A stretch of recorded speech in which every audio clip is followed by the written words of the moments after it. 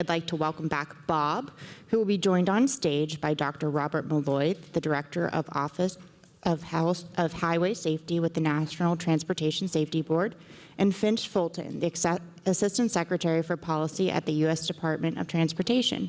Bob, back to you.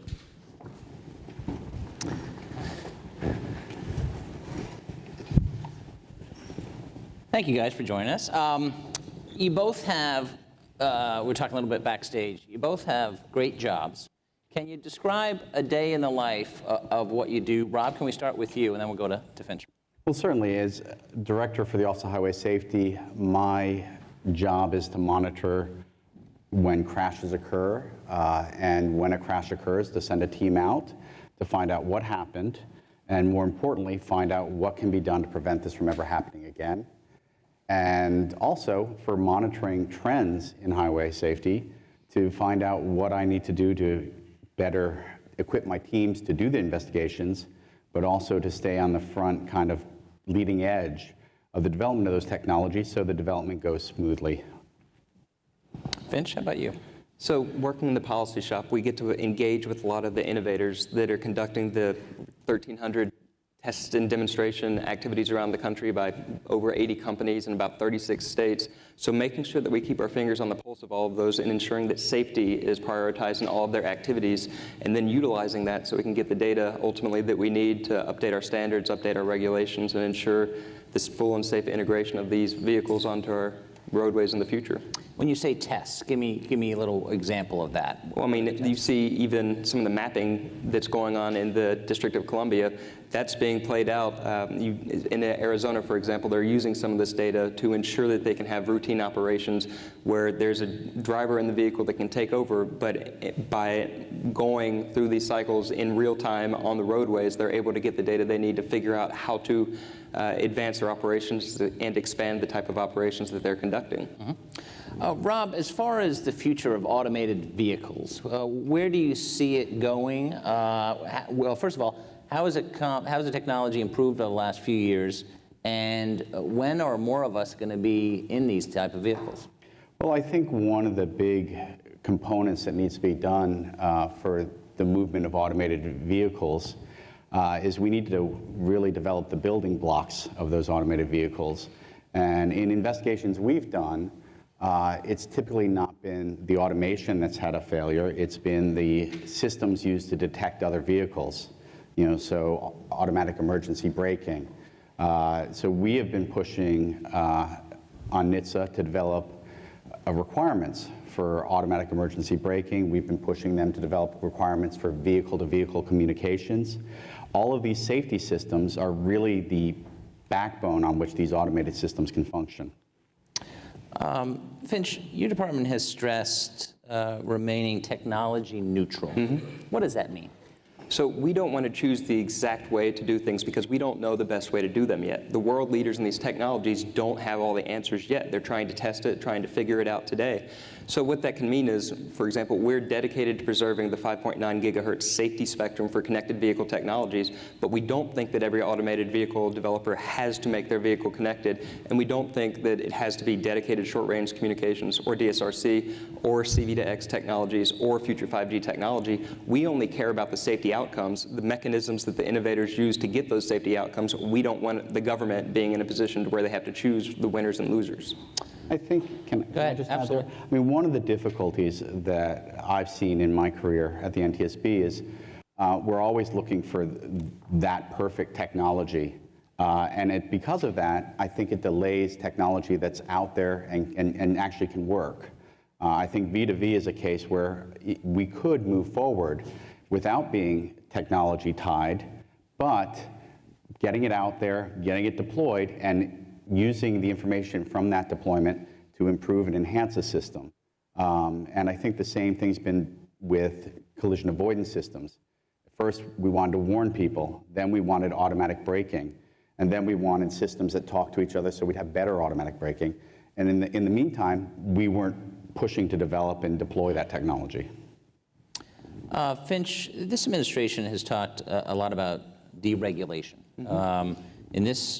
In mobility, you have the balance of innovation and safety. What is the role of regulations and how important is consumer confidence over the next decade? Absolutely. So as we look for regulatory reform in these technologies, obviously, you've heard it many times, these technologies were developed with humans in mind, being the operator of the systems. So a lot of our regulatory reforms have to do with updating the systems so that you don't have to require a steering wheel or a brake pedal. The human doesn't have to be in control of all the aspects of it, because if the human's never in control of the vehicle, you can update these regulations so that the vehicles can be made. Right now, you cannot make a vehicle that is a truly highly automated vehicle where the vehicle operates on its own with no human interaction. It is not, you cannot sell those on the road today. So we have to take this approach and engage with these technologies so we can figure out how to prove beyond the benefit of the doubt that these vehicles can be made safely and help set standards that the automakers can build to. Rob, along those lines, the human confidence. Well, the difficulty, again, is in all of these systems, I mean, we're talking about taking controls away from the human, and the concept that automation's a panacea, that we can put automation in place and that's going to solve our problems. And the reality is, for all the systems we've been looking at, right, that are available today and people are looking at, the driver is still an important component. And when it's being designed, if it's not being designed with the driver as a center, just thinking of how we can automate and remove the driver, we're not going to get safety.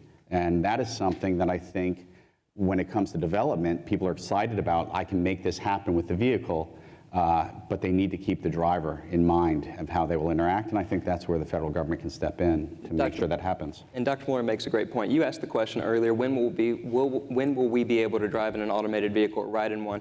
Well, if you're talking about the lower levels of automation available today, you're talking about some of the lane centering technology, the automatic emergency braking, things like that. Those technologies that exist today, they may be boring, but they're the ones that have some of the greatest potential impact to safety that we're seeing out there. The IIHS has done some tremendous studies that are showing by the time these technologies get integrated into the fleet today, when people are buying new cars and turning them over, they can have dramatic impacts by 2025 alone. So we're excited about the technology that exists today while we're aiming for the tech, and I should add, all of the technologies that exist today require a human to be in control and paying attention at all times, period. But as we look for either advancing those technologies that are at lower levels or creating highly automated vehicles that don't require human interface, we have to make the balance, taking the steps to get the safety outcomes today while still planning for a future. This is really a question for both of you. Rob, we'll start with you. But when you're dealing with the evolving technology and the future of mobility, how do you see the effect on jobs and the workforce? Well, again, I think a great example is the automation in airplanes, in which we've had very highly automated aircraft, and it hasn't affected their jobs. In fact, they've had to become more skilled and I think better compensated to do those jobs. Mm-hmm. I think we're going to see the same in trucking, that trucks will get better technology. It'll make it safer for the drivers. So right now, 700 drivers die a year in crashes.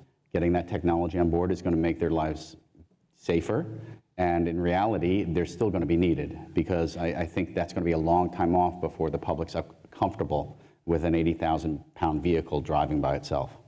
But along those lines, how do you view, you mentioned 700 fatalities per year, driver fatigue? Because the driver still has to be alert, right? Yes, and so again, there's a lot of benefits that automation has in the technologies that build automation for helping with fatigue, distraction, impairment. But the critical thing is the system has to make sure the driver's engaged and able to interact with the system. So there are a lot of benefits. I mean, we right now have a problem with distracted driving. As we build automation into these vehicles, the distraction problem can go down because crashes may go down, or it may go up because people stop paying attention to the road and start using their devices more. So, you know, I think it's a tough one to call. I think there's a lot of benefit. It's just got to be designed correctly. And what about you, the economic impact, workforce, going out 5-10 years? Mm-hmm. So we have been engaging closely with the FAA on how the impacts of automation has impacted their work and their safety. Obviously, back in the 70s, there was a lot of concern among pilots that autopilot would take over their job. Right. Of course, there's still a shortage of pilots. They're still very high in demand. They're still very well regarded. So we're hoping we can take some of those lessons learned on things like human-machine interface that we've already learned in the aviation sector, bring them to the trucking sector. But with truckers, you see many of the same things. There's a shortage of truckers today. These technologies can be used to improve the safety of the truckers, but hopefully soon we will produce a study on the impacts of automation to truck drivers that we've been conducting with the Department of Labor, Health and Human Services, and the Department of Commerce, where we lay out some of those key factors that will shape these technologies. You know, the average trucker is 48 years old, and the average trucker chooses this profession as their second job. So if you're considering ways that you can engage, one, the technology probably isn't ready today. And so you're looking at a time to prepare for these things as these technologies are integrated into the trucking fleet. You also see the amount of time it takes for today's technologies to get integrated, so that builds us probably a little more time where we can engage with the trucking community, engage with the unions, engage with the partners that have been involved in this study, so that we can prepare tomorrow's truckers for the types of technologies and the training that they'll need to engage with these technologies. There will be training and work that needs to be done with today's truckers that will age, but for the ones that are choosing this as a profession, hopefully we can provide the tools they need to make their jobs better in the future, and that's what we're focused on. Rob, is going just back to the consumer confidence, because there have been some crashes in automated vehicles, and they of course attract a lot of headlines. But once upon a time, people wouldn't get on elevators at first, and one of my grandmothers wouldn't get on a plane at first. Do you think is there any data that shows it's a generational thing, that maybe younger people will be more open to trying new technologies? Well, I think certainly there are generational aspects. I don't know if it always plays out, because sometimes it's the older consumers that are buying the higher end cars that have all that technology, right. And the younger consumers can't afford those vehicles because it's not standard. But the reality is, when it comes to confidence, it takes agencies like the DOT and agencies like the NTSB to be vigilant with the development of these systems. So when there are issues, that we're either ahead of them, or in my case, a lot of times we investigate, find out that drivers are misusing the systems in areas they shouldn't be using them, and do what we can to make sure that's not happening. Mm-hmm. And I think those news stories help people know, okay, these are safe systems if you use them correctly, and that the DOT and others know what they're doing. And we do see public confidence is very low in these technologies. If you ask the average American, would you feel comfortable riding in a self-driving vehicle today? The answer is no, which is okay, because they don't exist yet today. Right. So one of the things we're trying to do is making sure, while prioritizing safety in the development of all of these things, if you use the example of the $60 million we just put out for automated driving system demonstration grants, there were three main criteria. One, that they can prove safety in all of their demonstrations and in all of their activities. Two, that they can give us the data that we need to update our standards and rulemakings. But three, they go into communities that are willing to engage with these technologies. They have to bring coordinated plans to bring in the community to help shape the way these activities are going to happen in their communities. People should have a say in the type of operations happening around them. So by engaging with communities, we're able to first get a sense of how they feel about these technologies going in, and then to understand what it means when they actually engage with these technologies. So you'll be able to actually see real-world impacts of somebody understanding what it means when you ask them how they feel about an automated vehicle. No one typically gets to see or touch these things, so they just don't know what they are. So of course they're not comfortable with them. Scared of it, yeah, right, sure. Finch, you've worked on Capitol Hill. What's the role of Congress in really stimulating innovation, or should just Congress get out of the way? So we are planning as if a bill will not get passed, but Congress absolutely, as part of their mandate, should weigh in on matters of national importance. We absolutely want to work with Congress to make sure that the types of activities Congress can weigh in on and bless and help support and make sure that the American ecosystem is ready for these sort of technologies. But many of the things we've seen in the bills are things that are benchmarked on activities that we have to take already. And so we're already undergoing these activities. We're already working to update our regulations. We're already doing a lot of the studies that we need and that Congress is so eager for us to do. But what that really means is we have a great partnership with our allies in Congress and our partners in Congress. We're all on the same page on the type of work that needs to be done. They probably would just pass laws that tell us to do it quicker. And we're already there. We're already moving as fast as we possibly can. Right. If I can just say, I mean, with this technology, we have 50 states potentially developing 50 sets of regulations. NHTSA has helped out with some guidelines. We have hundreds of manufacturers working on developing this technology. This is one area where the federal government needs to be central and basically helping guide and making sure there's a level playing field and there's a safe playing field. And the reality is right now, when my investigators go and look at a crash with an automated vehicle, it's very difficult for them to know what happened because data is not getting captured. And that's something that's going to take a national effort to get into place, the right data recording. So. We've got a few minutes left, so we'll open up to audience questions. If you can raise your hand and just wait for the mic, and if you can identify yourself. Hi, this is Erin Getz from the National Association of Chemical Distributors. I was just wondering if cybersecurity of these automated systems is a forefront issue for you. Absolutely. So one, we've been engaging with the Auto ISAC, which is a voluntary group of industry stakeholders that are working to flesh out these issues themselves. We've been promoting the NIST framework for cybersecurity and actually working with the standard-setting organizations there. But also we're engaging with the Department of Homeland Security, Transportation Security Administration, and our partners at DoD to bring the resources together to make sure that we can shape this going forward. One of the initiatives that I'm most excited about is our federal strategy for automated vehicles, because as we've worked on how we approach these vehicles, we started first with the safety of the vehicle itself, and that was Automated Driving Systems 2.0, a vision for safety. Last year, we expanded this to all of the modes of surface transportation through Preparing for the Future of Transportation, Automated Vehicles 3.0. This year, if we can get it through the concurrence process, there's 34 agencies involved in automated vehicle activities, so you can imagine trying to get everybody to agree on a document. But we're taking all these different pieces that go into it, because we only have our limited authorities, but there's tons of work going on throughout the federal government that really create an ecosystem for American innovation, bringing these all together and aligning them under a certain set of principles so we can address things like safety, security, and privacy, the things that the people, the population really want to see us focusing on.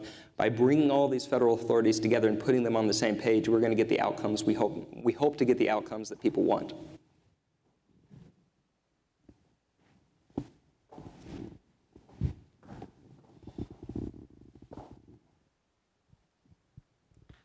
Yeah, John Wetmore with pedestrians.org.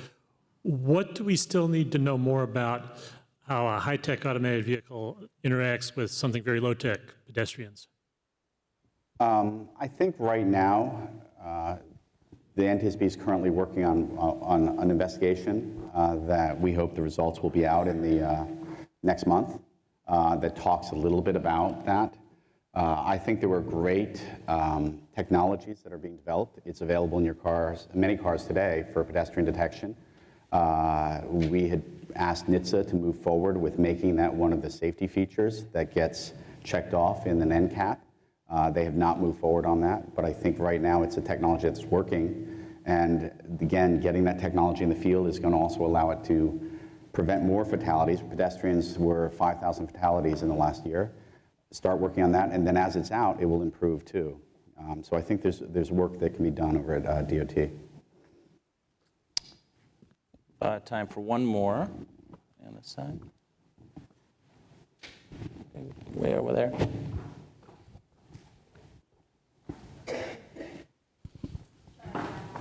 Nah, just wait. Because of live stream. Thank you, Catherine Sheriff, Hogan Lovells Automotive and Mobility Industry Sector Group. In reconciling the need for consumer confidence in the technology with the problem of over-reliance, what specific initiatives would you like to see in the pipeline in order to balance these issues? So we do have research underway today focusing on the human-machine interface issues that you have. And we've done research in the past that, tried to flesh out these issues that show if, it takes 6 seconds for somebody to re-engage with a vehicle operations, if you're going 65 miles per hour, what does that mean? Is that really safe?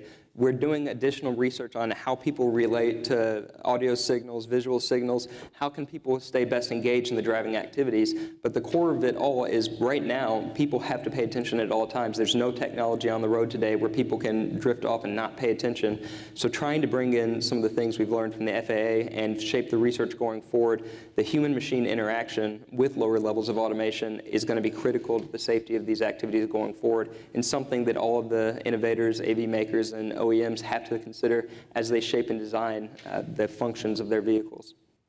And I think as we go forward, it has to be a human-centered design. The unfortunate concept sometimes is human error is the problem, so let's get the human out of the system. And without designing around the human, the systems aren't going to be able to handle novel situations that humans are actually very good at dealing with. I think the educational efforts that DOT and other groups are doing to help people understand the technology in their cars is going a long step towards that. I think as we get these technologies that are the safety portions of the automation in the vehicles and see the benefits that are coming, people will then want that technology. And I think right now with the NCAP, there's some of that with automatic emergency braking as a feature you can look for. Some of the other features of safety, I think, will help consumers feel like they need this on their car, not just something they should choose or not choose. We have run out of time. Please thank our great panel for joining us this morning.